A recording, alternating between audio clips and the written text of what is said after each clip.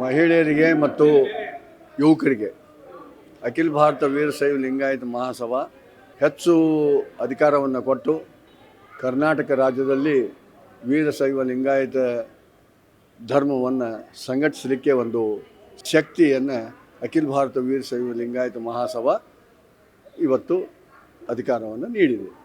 Sir, ಇತ್ತೀಚೆಗೆ ಒಂದು ದುರ್ಘಟನೆ ನಡೀತು. ಶಾಮನೂರು ಶಿವಶಂಕರಪ್ಪ ಅವರ ನಾವೆಲ್ಲರೂ ಕಳ್ಕೊಂಡ್ವಿ. ಅದು ನಿಮ್ಮ ಸಮುದಾಯದವ್ರ ಮೇಲೆ ಯಾವ ರೀತಿಯ ಪರಿಣಾಮ ಬೀಳ್ತಾ ಇದೆ? ನೀವು ಹಿರಿಯರು ನೋಡಿದ್ದೀರಾ ಅವರ ಆಡಳಿತ ಅದನ್ನೆಲ್ಲಾನು? ಅವರು ಒಂದು ಶಕ್ತಿ ಇದೆ ಮಹಾಸಭಾಕ್ಕೆ. ಪಕ್ಷಾತೀತವಾಗಿ ಅವರು ಒಂದು ಕರ್ನಾಟಕದಲ್ಲೆಲ್ಲ ಇಡೀ ದೇಶಕ್ಕೆ ಒಂದು ಶಕ್ತಿಯಾಗಿದ್ದರು. ಮಹಾಸಭಾ ವೀರಶೈವ ಲಿಂಗಾಯತ ಸಮಾಜಕ್ಕೆ ಸರ್ಕಾರದ ಅವ್ರದ್ದೇ ಇದ್ದರೂ ಸಹಿತ ಸರ್ಕಾರ ತಪ್ಪು ಮಾಡಿದಾಗ ತಿದ್ದಿಕೊಳ್ಳಬೇಕನ್ನುವ ಒಂದು ಹೇಳಿಕೆಗಳನ್ನು ನೀಡಿ ಸರ್ಕಾರವನ್ನು ಎಚ್ಚರಿಸಿದಂಥ ಒಬ್ಬ ಮಹಾನಾಯಕನನ್ನು ನಾವು ಕಳೆದುಕೊಂಡು ಇವತ್ತು ಬರಡಾಗಿದೆ ವೀರಶೈವ ಲಿಂಗಾಯತ ಧರ್ಮ. ಮತ್ತು ಅದೇ ರೀತಿಯಾಗಿ ಲೋಕನಾಯಕ ಭೀಮಣ್ಣ ಖಂಡ್ರೆ ಅವರನ್ನು ನಾವು ಕಳೆದುಕೊಂಡಿದ್ದೇವೆ. ಅದು ಒಂದು ಶಕ್ತಿ. ನಂತರ ಎನ್ ತಿಪ್ಪಣ್ಣ ಅವರು ಒಂದು ಶಕ್ತಿ. ಇವರು 3 ಜನ ಮಹಾಸಭಾಕ್ಕೆ ಒಂದು ಶಕ್ತಿಶಾಲಿಯಾಗಿದ್ದರು. 3 ಜನರನ್ನು ನಾವು ಇವತ್ತು ಕಳೆದುಕೊಂಡು ಬರಡಾಗಿದೆ. ಆ ಶಕ್ತಿಯನ್ನು ಈಗಿನ ರಾಷ್ಟ್ರೀಯ ಅಧ್ಯಕ್ಷರಾದಂಥ ಈಶ್ವರ್ ಖಂಡ್ರೆ ಅವರು ತುಂಬಿಕೊಡಬೇಕು. ಆ ನಿಟ್ಟಿನಲ್ಲಿ ಇವತ್ತು ಈ ಕಾರ್ಯಕ್ರಮ ಯುವಕರಿಗೆ ಮತ್ತು ಮಹಿಳೆಯರಿಗೆ ಅಧಿಕಾರವನ್ನು ನೀಡಿ ಆ ಶಕ್ತಿ ತುಂಬಲಿಕ್ಕೆ ಒಂದು ಮಾರ್ಗದರ್ಶಕರಾಗಿದ್ದಾರೆ ಅಂತ ಈ ಸಂದರ್ಭದಲ್ಲಿ ನಾನು ಹೇಳಲಿಕ್ಕೆ ಇಚ್ಛೆಪಡ್ತೇನೆ. ಇವತ್ತು ಅಖಿಲ ಭಾರತ ವೀರಶೈವ ಮಹಾಸಭಾ ಯೂತ್ ವಿಂಗ್ ಮತ್ತು ವುಮೆನ್ಸ್ ವಿಂಗ್ ಮಹಿಳಾ ಮತ್ತು ಯುವ ಘಟಕದ ಪದಗ್ರಹಣ ಇತ್ತು. ಸಾಕಷ್ಟು ಸಮುದಾಯದ ಹಲವು ಗಣ್ಯ ವ್ಯಕ್ತಿಯರು ಮತ್ತು ಪೂಜ್ಯ ಸ್ವಾಮೀಜಿಗಳು ಪಾಲ್ಗೊಂಡಿದ್ದರು. ಇಲ್ಲಿ ನಮ್ಮ ಸಮುದಾಯನ ಹೇಗೆ ನಾವು ಗಟ್ಟಿಪಡಿಸಬೇಕು, ಮುಂದೆ ಹೇಗೆ ತೊಗೊಂಡೋಗ್ಬೇಕು ಅಂತ ಒಂದಷ್ಟು ಮಾತಾಯಿತು. ಮತ್ತು ಹೇಗೆ ಯುವಕರು ಮತ್ತು ಮಹಿಳಾ ಘಟಕದಲ್ಲಿರೋವಂಥವರು ಮುಂಬರೋ ದಿನಗಳಲ್ಲಿ ಹೇಗೆ ನಾವು ಅದನ್ನು ಶಕ್ತಿ ತುಂಬಬೇಕು ಅಂತ ಹೇಳಲಾಯಿತು. ಸೊ ಒಂದು ಒಳ್ಳೆಯ ಮೆಸೇಜ್ ಕೊಟ್ಟಿದ್ದಾರೆ ಎಲ್ಲರೂ ಸೇರಿ. ಮುಂಬರೋ ದಿನಗಳಲ್ಲಿ ಅದೇನು ಹೇಳಿದ್ದಾರೆ ಅದನ್ನು ನಾವು ಮಾಡುವಂಥ ಪ್ರಯತ್ನ ನಾವು ಮಾಡ್ತೀವಿ. ಎಸ್ ಸರ್, ನಿಮಗೆ ಶಾಮನೂರು ಶಿವಶಂಕರಪ್ಪ ಅವ್ರ ನಿಧನ ಸುದ್ದಿ ಹೇಗೆ ಅನಿಸ್ತಿದೆ? ನಿಮ್ಮ ಸಮುದಾಯದ ಮೇಲೆ ಯಾವ ರೀತಿಯ ಪರಿಣಾಮ ಬೀಳ್ತಾ ಇದೆ? ಶಾಮನೂರು ಶಿವಶಂಕರಪ್ಪ ಅವರು ನಮ್ಮ ಸಮುದಾಯದ ತುಂಬ ಉತ್ತಮ ಲೀಡರ್ ಅಂತ ಹೇಳ್ಬೋದು. ಯಾಕಂತ ಹೇಳಿದ್ರೆ ಅವರು ವೀರಶೈವ ಮತ್ತು ಲಿಂಗಾಯತ ಅಂತ ಬಂದಾಗ ವೀರಶೈವ ಲಿಂಗಾಯತ 2 ಒಂದೇ ಅಂತ ಹೇಳಿ ಎತ್ತಿ ಹಿಡಿದು ನಿಂತಿದ್ದಂಥವ್ರು. ಸೊ ಆದ್ದರಿಂದ ಅವರು ನಮಗೆ ತುಂಬ ಬಲ ತುಂಬಿದ್ದಾರೆ. ಅದೇ ರೀತಿ ಅವರು ಹಲವಾರು ಕಾರ್ಯಗಳು ಅವ್ರದ್ದು ನಮ್ಮ ಮೇಲೆ ಪ್ರಭಾವ ಬೀರಿದೆ. ನಮಗೆ ಯಾವುದೋ ಒಂದು ರೀತಿಯಲ್ಲಿ ಒಳ್ಳೆ ಕೆಲಸಗಳಾಗಲಿ ಅಥವಾ ನಮ್ಮ ಬೆಳವಣಿಗೆ, ನಮ್ಮ ಸಮುದಾಯದ ಬೆಳವಣಿಗೆಗೆ ಅವ್ರದ್ದು ಸಿಂಹ ಪಾಲು ಅಂತಲೇ ಹೇಳ್ಬೋದು. ಸೊ ಆ ರೀತಿ ಅವ್ರನ್ನ ಕಳ್ಕೊಂಡಿರೋ ಒಂದು ಬೇಜಾರು ನಮ್ಮೆಲ್ಲರಿಗೂ ಇದೆ. ಮುಂಬರೋ ದಿನಗಳಲ್ಲಿ ಅವರು ಬಿಟ್ಟು ಹೋಗಿರೋವಂಥ ವ್ಯಾಲ್ಯೂಸ್ ಏನಿದೆ ಅದನ್ನು ಫಾಲೋ ಮಾಡಿ ಅವ್ರಿಗೆ ಖುಷಿ ತರುವಂಥ ಒಂದು ವಿಷಯ ನಾವು ಮಾಡಬೇಕು ಅಂತ. ಟೀನೇಜರ್ಗೆ, ಯುವ ಜನತೆಗೆ ಏನು ಹೇಳಕ್ಕೆ ಇಷ್ಟಪಡ್ತೀರಾ ಸರ್? ಈಗಿರೋವಂಥ ಒಂದು ಕಸ್ಟಮ್ ವರ್ಲ್ಡಲ್ಲಿ, ಡೈನಮಿಕ್ ವರ್ಲ್ಡಲ್ಲಿ ನಮ್ಮ ಆಚಾರ ವಿಚಾರಗಳು, ತತ್ವಗಳನ್ನ ಪಾಲಿಸದೆ ಹೋಗೋದ್ರಿಂದ ಮುಂಬರೋ ದಿನಗಳಲ್ಲಿ ತುಂಬ ಕಷ್ಟ ಆಗುತ್ತೆ. ನಮ್ಮ ಬಸವ ತತ್ವಗಳೇನಿದೆ ಅದನ್ನು ಅರ್ಥ ಮಾಡಿಕೊಂಡು ಅದನ್ನು ಪಾಲನೆ ಮಾಡೋದ್ರಿಂದ ಒಂದು ಬೆಟರ್ ಲೈಫ್ ಸ್ಟೈಲ್ ಸಿಗುತ್ತೆ. This is very logical. ಯಾರು ಬೇಕಾದರೂ ಅದನ್ನು ಡಿಬೇಟ್ ಮಾಡ್ಬೋದು. ತುಂಬ ಮುಂಚೆನೇ ಬಸವ ತತ್ವಗಳಲ್ಲಿ ನೀವು ನೋಡ್ಬೋದು, ವುಮೆನ್ ಎಂಪವರ್ಮೆಂಟ್ ಆಗಲಿ ಅಥವಾ ಅನುಭವ ಮಂಟಪ ಆಗಲಿ, ಇದೆಲ್ಲ ತುಂಬ ಮುಂಚೆನೇ ಬಂದಿತ್ತು. ಆದ್ದರಿಂದ ಬಸವ ತತ್ವಗಳಲ್ಲಿ ತಿಳ್ಕೊಳ್ಳೋ ಅಂಥದ್ದು ತುಂಬ ಇದೆ.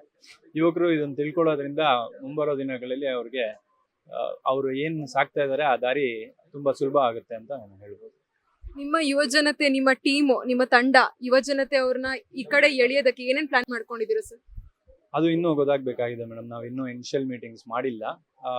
ನನಗೆ ಗೊತ್ತಿದ್ದ ಮಟ್ಟಿಗೆ ನಮ್ಮ ಸಮುದಾಯದ ಮಕ್ಕಳು ಎಲ್ಲ ಕ್ಷೇತ್ರದಲ್ಲೂ ಎಕ್ಸೆಲ್ ಆಗಬೇಕು ಅನ್ನೋದು ದೊಡ್ಡವರ ಒಂದು ಇಚ್ಛೆ.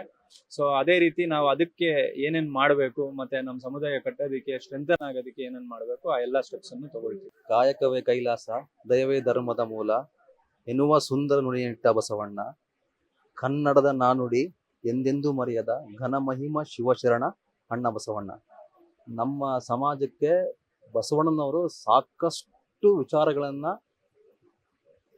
ನಮಗೆ ಕೊಟ್ಟೋಗಿದ್ದಾರೆ. ನಾವು ಅದನ್ನ ಪರಿಪಾಲನೆ ಮಾಡೋದ್ರಲ್ಲಿ ಕೆಲವೊಂದ್ ಕಡೆ ಎಡವಿದ್ವಿ ಅಂತ ನಮಗೆ ಅನಿಸ್ತಾ ಇದೆ. ಏಕೆಂದ್ರೆ ಈಗಿನ ಕಾಲದಲ್ಲಿ ಯಾರೇ ಆಗ್ಲಿ, ನಾವುಗಳು ಲಿಂಗಾಯತರಲ್ಲಿ ಏನು ವೀರಶೈವ ಲಿಂಗಾಯತ ಅಂತ ಸಮುದಾಯದಲ್ಲಿರೋ ನಾವುಗಳು ವಿಭೂತಿ ಹಚ್ಚೋದನ್ನೇ ಮರ್ತ್ಬಿಟ್ಟಿದೀವಿ. ತುಂಬಾ ಕಡೆ ನಾನು ಹೋದಾಗ ಬೆಳಗ್ಗೆ ಮನೆಯಿಂದ ಕೆಲ್ಸಕ್ಕೆ ಅಂತ ಹೊರಟಾಗ ಸಾಕಷ್ಟು ಜನ ವಿಭೂತಿನೇ ಹಚ್ಚೋದಿಲ್ಲ. ವಿಭೂತಿ ಹಚ್ಚೋದ್ರಿಂದ ನಮ್ಮ ಆಯಸ್ಸು ವೃದ್ಧಿ ಆಗುತ್ತೆ ಅಂತ ಅವ್ರು ಅವಾಗಿಂದನೇ ಹೇಳ್ತಾ ಬರ್ತಾ ಇದ್ದಾರೆ. ಸೊ ನಾವು ವಿಭೂತಿ ಹಚ್ಚೋದನ್ನ ರೂಢಿಸ್ಕೊಳ್ಬೇಕು.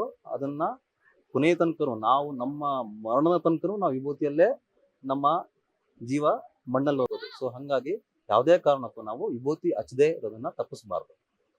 ಅದು ನಮ್ಮ ಹಿರಿಯರಿಂದನೂ ಬಂದಂತಹ ಒಂದು ರೂಢಿ. ಸೊ ಹಾಗಾಗಿ ಅವರ ತತ್ವಗಳು ನಮ್ಮ ಜೀವನಕ್ಕೆ ತುಂಬಾ ಮೌಲ್ಯವಾದದ್ದು. ಸರ್, ಈಗ ಬಸವಣ್ಣವರು ಆಗ್ಲೇ ಅವ್ರ ಹತ್ರ ಮಾತಾಡ್ತಿದ್ದೆ ಹೇಳ್ದಂಗೆ ಎಲ್ಲರೂ ನಮ್ಮವರೇ ಅಂತ ಹೇಳಿ ಕರ್ಕೊ ಅಂತ ಹೇಳಿದ್ರು. ಇಂಥ ಸಮಯದಲ್ಲಿ ಈ ಜಾತಿ ಗಣತಿ ಅನ್ನೋದು ಯಾವ ರೀತಿಯಾದ್ರೂ ಪ್ರಭಾವ ಬೀಳ್ತಾ ಇದೆ ಜಾತಿ ಮೇಲೆ, ಜನರ ಮೇಲೆ, ನಿಮ್ಮ ಯೂತ್ಸ್ ಮೇಲೆ, ನಿಮ್ಮ ಸಮುದಾಯದ ಮೇಲೆ? ಬೇಕಾ ಬೇಡವಾ? ಇದ್ರ ಬಗ್ಗೆ ಏನ್ ಹೇಳ್ತೀರಾ ಸರ್? ಜಾತಿ ಅನ್ನೋದನ್ನ ಬಸವಣ್ಣನವರು 12ನೇ ಶತಮಾನದಲ್ಲೇ ಓದಾಡ್ಸಿದ್ದಾರೆ. ಇವರು ಬೇರೆ ಜಾತಿ, ಇವರು ಆ ಜಾತಿ ಅಂತ ಆಗಿನ ಕಾಲದಲ್ಲಿ ನಡೀತಾ ಇದ್ದಂಗ್ಲೆ ಅವ್ರು ಊರು ಬಿಟ್ಟು ಬೇರೆ ಕೂಳು ಸಮಕ್ಕೆ ಬಂದು ಎಲ್ಲಾ ಜಾತಿಯವರು ನಮ್ಮ ಸಮಾನತೆ ಉಳ್ಳವರು ಅಂತ ಅಂದು ಅವ್ರು ಅವಾಗ್ಲೇನೆ ಹೇಳಿದ್ದಾರೆ. ಸೊ ಹಂಗಾಗಿ ನಾವು ಇವರು ಬೇರೆಯವರು, ಇವ್ರು ನಮ್ಮವರಲ್ಲ ಅನ್ನೋದನ್ನ ಬಿಟ್ಟು ನಾವೆಲ್ಲ ಒಂದೇ ಸಮುದಾಯ ಅನ್ನೋದು ನಮ್ಮ ಈಗಿನ ಯೂತ್ಸ್ಗೆ ತಿಳಿಬೇಕು. ಇದು ಇದ್ದಂಗ್ಲೆ ಈ ತರ ಆದಾಗ್ಲೇನೆ ನಾವು ಮುಂದೆ ಬರ್ತಕ್ಕಂತ ಕೆಲವೊಂದು ಕಷ್ಟಗಳನ್ನ ಎದುರಿಸೋ ಶಕ್ತಿ ಸಿಗುತ್ತೆ ನಮಗೆ. ಸೊ ಜಾತಿ ಇಲ್ಲಿ ಪ್ರಾಮುಖ್ಯತೆ ಅಲ್ವೇ ಅಲ್ಲ, ನಾವೆಲ್ಲರೂ ಒಂದೇ.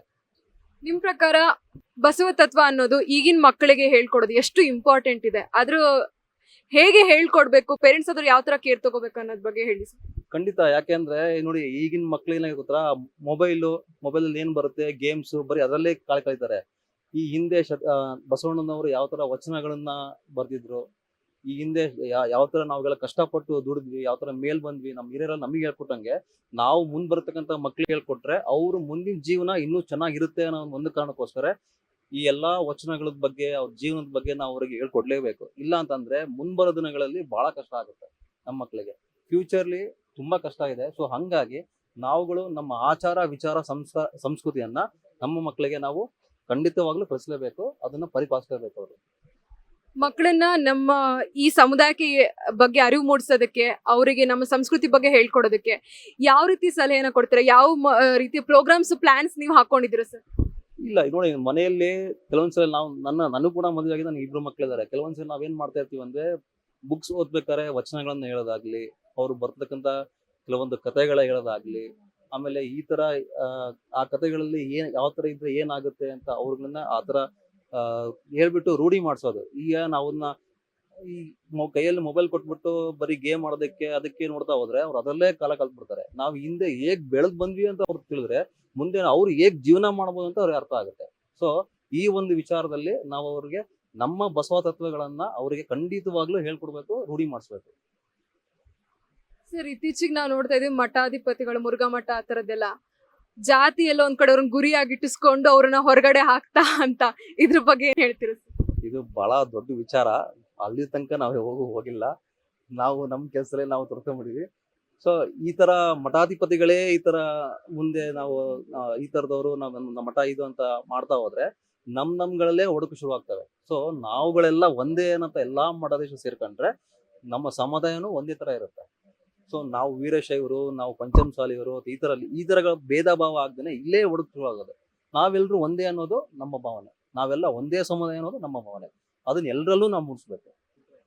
ನೋಡಿ, ನಾನು ಅವಲೇ ಹೇಳ್ದೆ, ನಮ್ಮ ವಿಭೂತಿ ಅನ್ನೋದು ನಮ್ಮ ಪರಂಪರೆಯಿಂದ ಬಂದಿರೋದು. ನಾವು ಅದನ್ನ ನಮ್ಮ ಮಕ್ಕಳಿಗೆ ಈಗ ನಾವುಗಳು ಹಚ್ಕೊಂಡ್ರೆ ನಮ್ಮನ್ನ ನೋಡಿ ನಮ್ಮ ಮಕ್ಳು ಹಚ್ಕೊಳ್ತಾರೆ.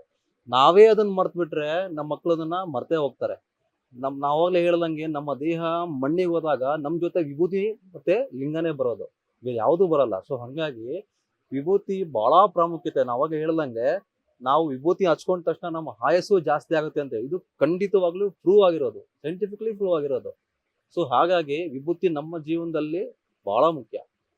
ನಾವು ಲಿಂಗಾಯತರಾಗಿ ನಮಗೆ ಬಹಳ ಮುಖ್ಯ. ಆಕ್ಚುಲಿ ನೀವು ಸಣ್ಣ ಆಗ್ಬೇಕಲ್ವಾ? ಅದು ಒಂದು ಉತ್ತಮ ಆಹಾರದಿಂದ ಸಣ್ಣ ಆಗ್ಬೇಕಲ್ವಾ? ಪ್ರತಿದಿನ ನಮ್ಮ ಜೀನಿ ಸ್ಲಿಮ್ ನ ಯೂಸ್ ಮಾಡಿ ಯಾವುದೇ ಸೈಡ್ ಎಫೆಕ್ಟ್ ಇಲ್ದಂಗೆ ನೀವು ಸಣ್ಣ ಆಗ್ತೀರಾ.